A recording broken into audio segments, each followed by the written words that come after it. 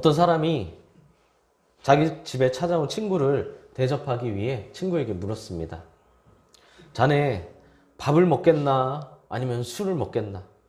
아니면 집에 떡이 좀 있는데 떡을 먹겠나?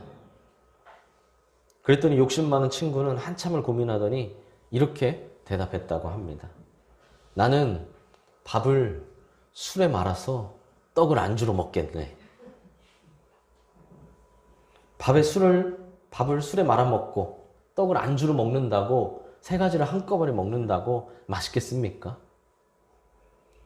맛이 없다는 걸 모르는 건 아닙니다.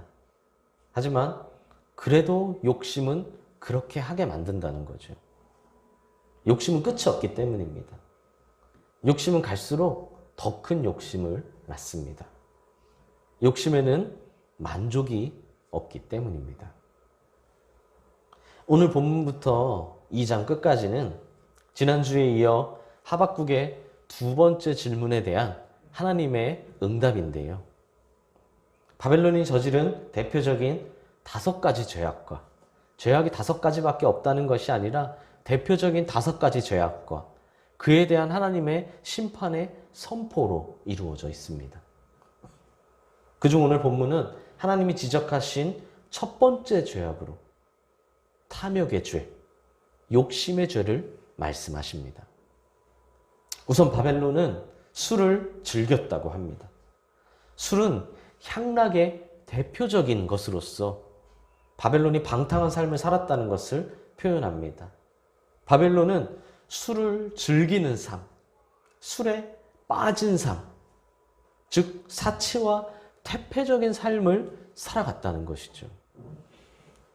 다니엘서 5장 1절에서 3절을 보면 바벨론의 벨사살 왕이 귀족 1000명을 초대해서 잔치를 여는 것을 볼 수 있습니다. 그 잔치에서 벨사살은 자신의 부친이었던 느부갓네살 왕이 예루살렘 성전에서 탈취했던 그릇들을 다 가져오게 해서 성전에서 쓰던 그릇들을 가져오게 해서 그 그릇에 술을 가득 채워서 서로에게 나누며 술을 따라 마시며 흥청망청하는 모습을 볼 수 있습니다. 그들은 방탕한 삶을 즐겼고 그로 인해 완전히 분별력을 잃게 되었다는 것이죠.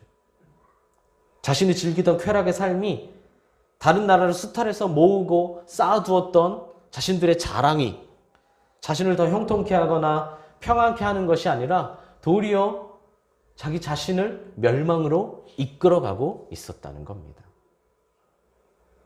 그러나 그들은 그 욕심이 자기 스스로를 갉아먹고 있는지도 모르고 한없이 거짓되고 교만했다고 합니다. 자신이 가진 힘과 능력을 사용해 자신의 창고를 가득 채웠고 그 가득 채워진 창고를 무분별하게 사용했지만 오히려 그 욕심 때문에 자기가 망해가고 있다는 것을 전혀 눈치채지 못했다는 겁니다. 그래서 그들은 잠시도 가만히 있지 않았다라고 합니다. 가만히 있지 않았다는 것은 계속해서 다른 나라를 침략하고 약탈하고 멸망시켜 자신의 영토와 권력을 확장해 나갔다는 것이죠. 실제로 그들은 역사를 볼 때 그들은 자신들이 힘을 가지고 있는 동안 끊임없이 다른 나라를 침략하고 약탈해 나갔습니다. 쉬지 않고 말이죠. 이런 그들의 행동은 마치 스올과 사망과 같다고 합니다. 사망이 무엇입니까? 사망은 말 그대로 죽음이죠. 스올은 무엇이죠? 성경에서 스올은 모든 생명을 다 잡아삼키는 죽음의 장소를 가리킵니다. 즉 바벨론이 침략 전쟁을 통해 바벨론이 스올이고 바벨론이 사망이 되었다는 건 수많은 사람들의 생명을 앗아갔다는 겁니다.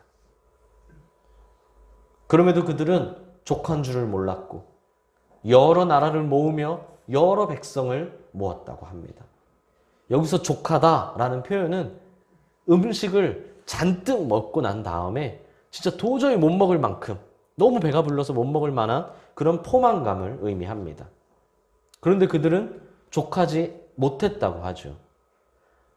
음식을 가득 잔뜩 먹은 뒤에도 잔뜩 약탈한 뒤에도 포만감을 느끼지 못했다는 겁니다. 왜 그렇습니까? 욕심은 만족하지 못하게 하기 때문이죠.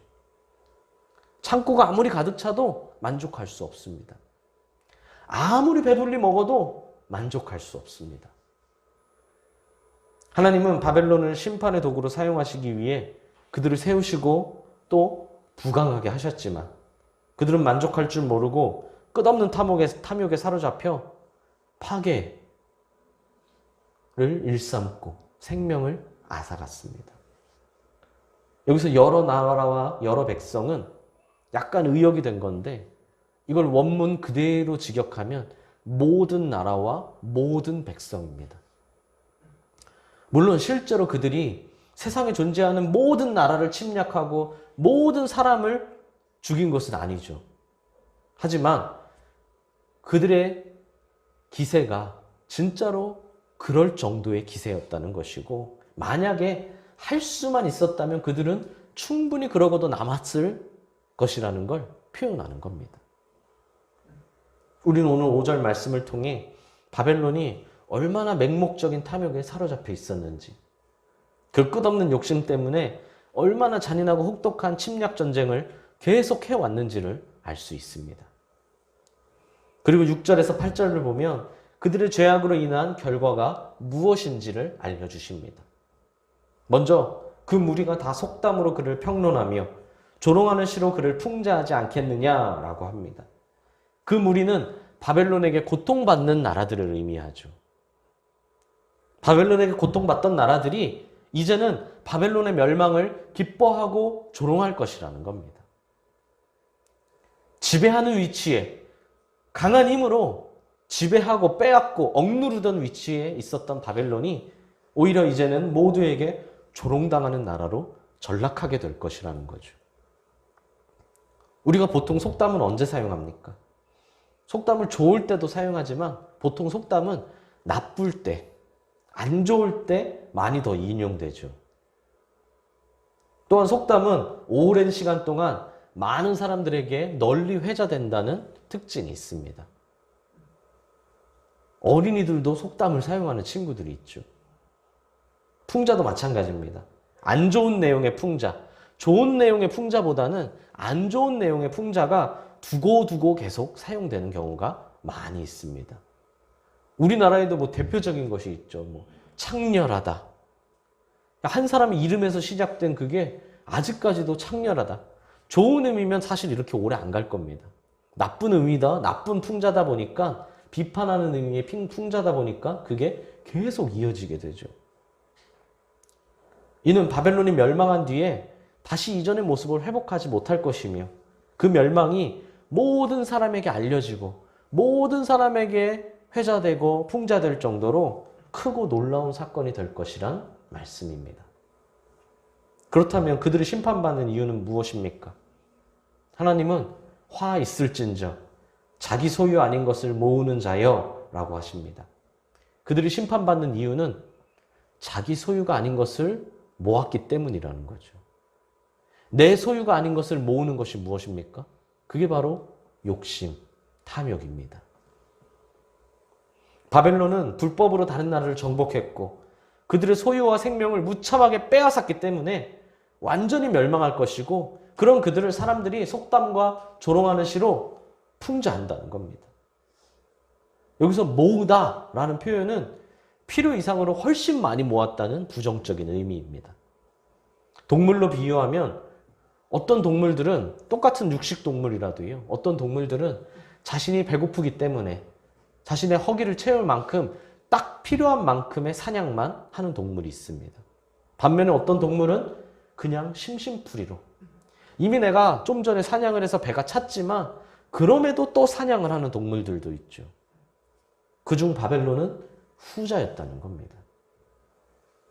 사실 모으는 것 자체가 나쁜 것은 아닙니다. 모은다. 모으는 것은 인간의 본능이죠. 모으는 것을 다른 말로 하면 미래를 준비하는 것이라고도 할 수 있습니다. 미래를 준비하는 것이 나쁜 것은 아니죠. 그래서 우리 열심히 저금도 하는 거잖아요. 그렇죠? 저금도 하고 저축을 하는 것. 이것도 모으는 겁니다. 모으는 것이 나쁜 것은 아니죠. 오히려 좋은 일입니다. 그러나 바벨론은 하나님이 맡기신 일의 범위와 권한을 훨씬 넘어버렸습니다. 오직 자신의 탐욕을 채우기 위해 필요 이상의 파괴와 살상을 저질렀죠.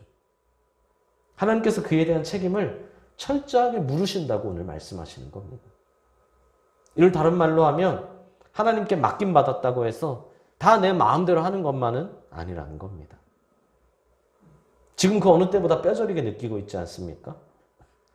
자연은 분명히 인간의 소유입니다. 하나님이 인간에게 맡기셨고 인간이 다스리게 하셨습니다.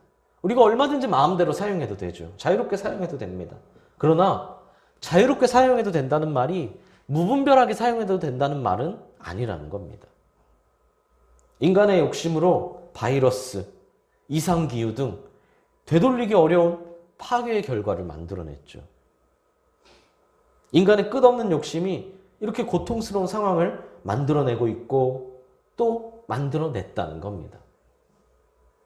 인간의 욕심이 결국 인간 스스로를 잡아먹고 있다는 것이죠. 물론 당장은 내 욕심으로 인해 가득 채워지는 것 같습니다. 내 욕심으로 인해 당장 좋아지는 것 같죠. 욕심은 이렇게 쭉 가기만 한다면, 이대로 하기만 한다면 얼마든지 만족할 만큼 충분히 채울 수 있을 것 같은 느낌을 줍니다. 그러나 절대로 그렇게 쭉 갈 수가 없다는 겁니다. 헛된 바람이라는 거죠. 이를 하나님은 오늘 본문에서 언제까지 이르겠느냐라고 하십니다. 언제까지 이르겠느냐. 바벨론의 침략 전쟁을 통해 어마어마한 보화를 쌓아두고 자신이 포로로 잡아온 백성을 종으로 마음대로 부렸지만 결코 그렇게 계속될 수 없다는 거죠. 애초에 그들의 것이 아니기 때문입니다. 자기 것이 아닌 걸 빼앗았다고 하셨잖아요. 그들의 것이 아니라는 거죠. 그들의 것이 아니라는 말이 무엇입니까? 결국 다 갚아야 된다는 겁니다. 내 것이 아닌 걸 뺏었기 때문에, 내 것이 아닌 걸 가져왔기 때문에 지금 내가 흥청망청 쓰고 있지만 내 것이 아닌 걸 쓰고 있기 때문에 결국 다 갚아야 한다는 거죠. 남의 것을 빼앗아 사용했으니 언젠가는 내가 그걸 다 갚아야 할 시간이 반드시 온다는 겁니다. 실제로 바벨론은 BC 586년에 유다를 멸망시켰고 그 주변 나라들까지 다 멸망시켜 굴복시켰지만 그리 오래되지 않은 BC 539년에 페르시아의 고레스 왕에 의하여 멸망당합니다. 물론 유다를 침범하기 전에 이미 강해졌기는 하지만 유다를 침범할 때부터 바벨론이 멸망할 때까지 시간을 생각해보면 그렇게 오래 안 됐죠. 586년에서 539년이니까요. 채 몇 세대 지나지도 않았습니다. 세 기가 지난 것이 아니라요. 에스라서를 보면 페르시아의 고레스 왕이 유다 민족의 회복을 선포하며 과거 바벨론이 예루살렘 성전에서 탈취해서 자신의 신당에 옮겼던 물건들을 다 꺼내와서 예루살렘 성전을 재건하는 데 사용하도록 칙령을 내리는 것을 볼 수 있습니다. 우리 이것을 고레스 칙령이라고 하죠.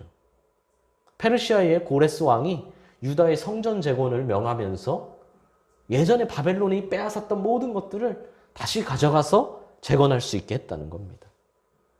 결국 다 갚게 된다는 거죠. 바벨론은 자신이 탈취한 유다의 것을 자신의 소유로 삼았고 이것은 내가 영원히 누릴 수 있을 거다라고 생각했지만 그것을 다 돌려주는 데는 그리 오랜 시간이 걸리지 않았다는 겁니다. 욕심은 언젠간 반드시 나에게 혹은 내가 아니라도 내 자녀 세대에게 반드시 비참한 결과로 돌아오게 된다는 겁니다. 왜 반드시 갖게 됩니까? 왜 욕심은 반드시 비참한 결과로 돌아오게 됩니까? 억누를 자들이 일어날 것이기 때문이고 괴롭힐 자들이 깨어날 것이기 때문입니다. 게다가 그들은 빼앗긴 원금만이 아니라 그에 대한 이자까지 요구할 것입니다. 누가 일어나고 누가 깨어나서 이자까지 요구할까요? 오늘 성경 본문에서는 1차적으로는 페르시아를 가리킵니다. 바벨론에 빼앗았던 것들을 이제는 페르시아가 와서 다시 다 빼앗아 갑니다. 아까 말했듯이 실제로 하나님은 이후에 페르시아를 일으키셔서 바벨론을 멸망시키시게 하죠.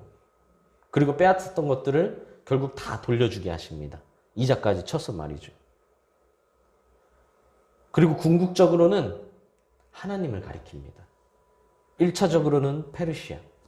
그리고 궁극적으로는 그 페르시아를 일으키신 분이 하나님이라는 거죠. 하나님이야말로 천지 만물에 대해, 특히 택하신 백성에 대해 소유권을 주장하실 수 있는 창조주이시기 때문입니다. 실은 페르시아가 요구하는 것이 아니라 하나님이 요구하셨다는 거죠. 우린 이것이 단순히 세계사에서 흔히 일어날 수 있는 한 나라의 흥망성쇠를 보여주는 것이 아니라 교만과 탐욕에 대한 대가를 철저히 치르게 하시는 하나님의 의로운 보응이라는 것을 알아야 합니다. 그냥 우연이지. 나라가 새로 생겼다가 없어지고 나는 것은 수많은 나라잖아? 가 아니라 하나님이 하셨다는 것을 알아야 한다는 겁니다. 지난 시간에도 말했지만 지금 하박국이 하나님께 기도하고 또 응답받는 이 시간은 아직 바벨론이라는 나라가 완전히 강성해지기 전이라고 했습니다. 그래서 유다는 바벨론을 통해 심판받을 것이라는 하나님의 말씀을 듣지도 믿지도 않았다고 했죠. 어느 정도 이해 간다고 했습니다. 당시 유다 사람들에게는 초등학생이 몽둥이를 가지고 와서 어른을 혼내주겠다라는 이야기 정도로 들릴 수 있으니까요. 그러니까 믿기지가 않는 거죠. 그러나 우리는 믿음이 있어야 한다고 했습니다. 하나님의 말씀은 반드시 이루어진다는 것. 지금 당장은 아니라도 반드시 이루어질 때가 있다는 것. 하나님의 계획은 언제나 선하다는 것.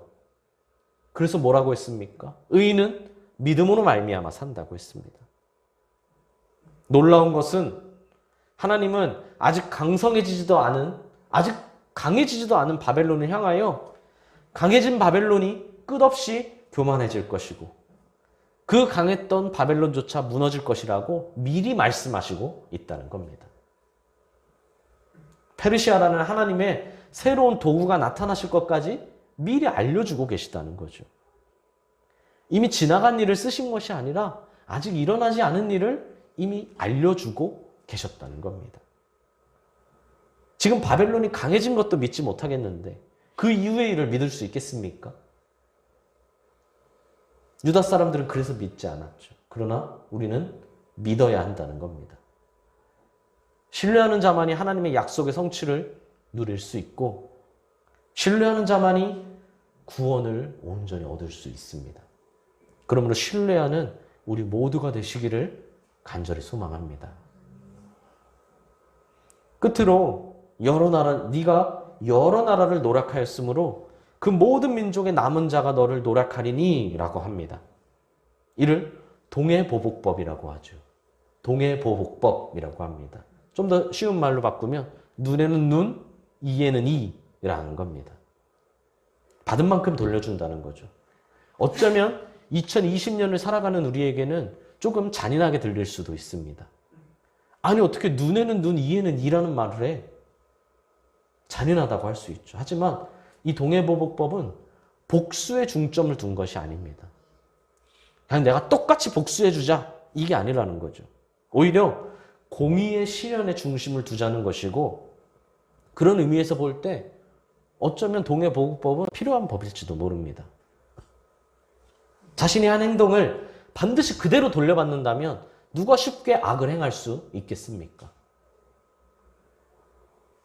처벌이 세다고 범죄율이 낮아지는 것은 아니다 라고 많이들 말하죠. 그러면서 사형도 폐지해야 된다. 우리나라는 사실상 사형 폐지 국가죠. 처벌이 세다고 범죄율이 낮아지는 것은 아니다. 사형도 의미가 없다. 우리가 교화시키는 게 더 중요하지 너무 세게만 하려고 하지 말자. 사실 인간의 본성을 잘 모르는 소리입니다. 인간의 악한 본성을 잘 모르는 거죠. 진짜 그대로 당한다면 함부로 범죄할 수 있겠습니까? 게다가 동해보복법은 오히려 자비와 극인의 측면에서도 더 긍정적으로 적용될 수 있습니다. 악한 일을 한 자에게 악한 그대로 갚는다로 끝나는 것이 아니라 선한 일을 한 자, 긍휼과 자비를 베푼 자에겐 또 반드시 긍휼과 자비가 돌아간다. 타인에게 베푼 자비와 긍휼이 하나님으로부터 혹은 우리 공동체로부터 보상을 받을 수 있게 된다는 거죠. 오늘날 인권이라는 이름으로 범죄에 대한 처벌이 엉뚱하게 내려질 때가 많이 있습니다. 정작 피해자는 울부짖는데 가해자는 웃음 짓는 상황이 나온다는 거죠. 피해자의 아픔을 책임져 주진 않으면서 가해자의 인권은 갈수록 요구된다는 겁니다. 그래서 말도 안 되는 이야기들이 최근에도 들리죠. 가해자의 인권, 교도소에도 인권이 있다. 범죄자에게도 인권이 있다. 우리나라가 살기 나쁜 나라는 절대 아닙니다. 그 어떤 나라보다 충분히 좋은 나라죠. 하지만 아직 갈 길이 먼 것도 분명히 있습니다. 술을 먹었기 때문에 감형이다. 술을 먹어서 심신미약이어서 감형이다. 죄질이 안 좋고 피해자와 합의가 되지 않았음에도 불구한 강력범죄도 아주 짧은 형으로 끝날 때가 많이 있습니다. 피해자는 평생을 고통 속에서 사는 사람도 있는데 말입니다. 돈으로, 권력으로 얼마나 비정상적인 판결이 날 때가 많이 있습니까? 이는 하나님의 공의를 훼손시키는 행동이자 바벨론처럼 하나님이 주신 권세를 남용하고 오용하는 것임을 알아야 합니다. 그렇다고 당장 인과응보되는 것은 아닙니다.